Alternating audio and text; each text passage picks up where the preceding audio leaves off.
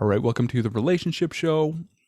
This guy puts his title in quotes. He says, I need to check my schedule and get back to you. He says, I would give a time, a date, and then sometimes hear that. Every time I've heard this from a woman, usually ends up in her not getting back to me and the conversation fizzling out. Sometimes women will do this, especially if you're not showing up like completely in a way that raises her attraction, or you don't convey like an image that is typically attractive or strong. So she's going to back off and see what you do. And so women are very aware of how their actions make you feel. And so if she backs off, it could be genuinely be that has to check her schedule. But if it's an extended period of time, then it could be that she's really seeing how you'll react. And so if you react in a way that's like texting her, hey, what's wrong, or something the matter, or have you checked your schedule yet, or even just saying like, hey, what are you doing, for the purpose of really like breaking the ice or breaking the tension because it's uncomfortable for you right now because you don't know if you're going to get rejected or not. But what you have to do is just basically walk away completely.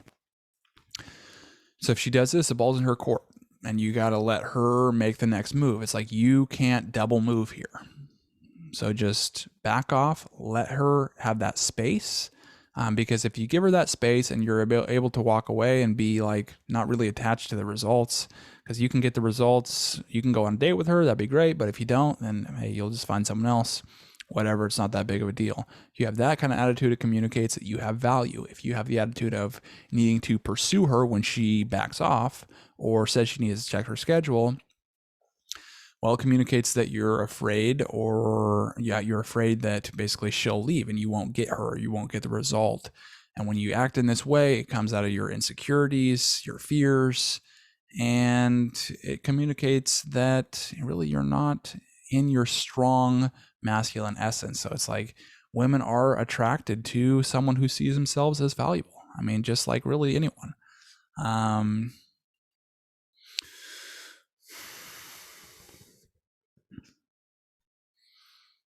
The conversation's fizzling out. So what that also tells me is that there is some kind of conversation initiated by either you or by her, but there is a conversation before she gives you a answer or a response to you asking her out. So that means you are violating that, or she's reaching out to you and saying, hey, what's up, or whatever. That in that situation, you say, hey, great to hear from you. I'm a little busy though. Get in touch if you check your schedule. That's when you could say, if you check your schedule, if she reaches out to you trying to make conversation. But you want to state your terms and stick with your terms. It's like you can't just break on your terms or break on your offer. But on the flip side is if you are the one who tries to start a conversation, like I was saying, then it communicates weakness after you present an offer and then she doesn't get back to you and then you start pursuing because really you're fearful. He says, is this usually an excuse to let someone down without outright rejecting them? It could be. Sometimes women don't want to hurt guys' feelings. But more likely she's more like on the fence as far as her attraction.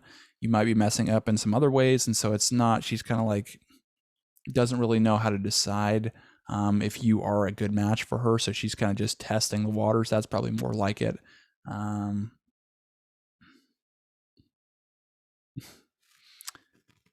Good number one comment on here. He says, I'll get back to you on this.